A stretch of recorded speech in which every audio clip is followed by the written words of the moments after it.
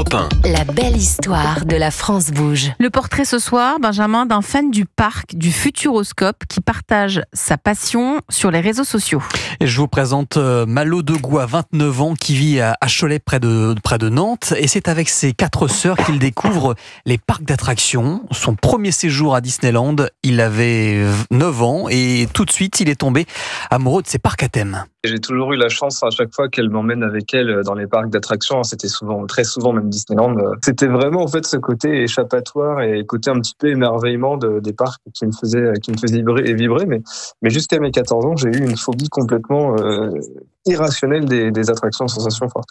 Voilà, faut pas avoir honte. Alors Non, une fois adulte, Malo décroche un emploi dans la location de voitures située vraiment à 2 pas du parc du Futuroscope. Littéralement, il voit les attractions depuis la fenêtre de son bureau. La voiture bureau. est inspirante. Ouais. Ce soir. Une proximité qui lui permet d'obtenir des passes annuelles à des tarifs promotionnels.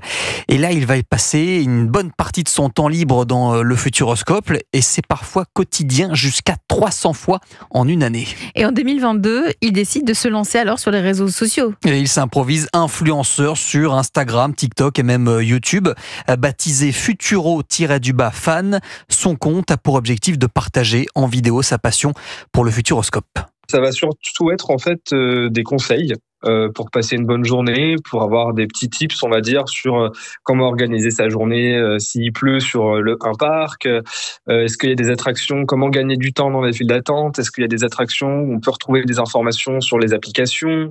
C'est vraiment complètement différent d'une vidéo à l'autre. Et là, on se retrouve directement au niveau de l'Aquacirque. Alors moi, je l'appelais la plaque rouge. Là, on a vraiment eu la chance de tomber sur 2 techniciens du Futuroscope, donc qui bossent chez FMD, qui nous ont un petit peu expliqué l'envers du décor, tout ce qui est filtration, fontainerie, etc. Comme vous voyez, il y a des gens qui s'amusent et qui se mouillent dedans. Et franchement, ils ont bien raison parce qu'il fait chaud.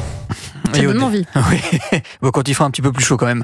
Alors au départ, ces vidéos étaient consacrées au Futuroscope, mais depuis quelques temps, il fait découvrir les coulisses d'autres parcs comme Disneyland, le parc Astérix ou encore le Puy du Fou.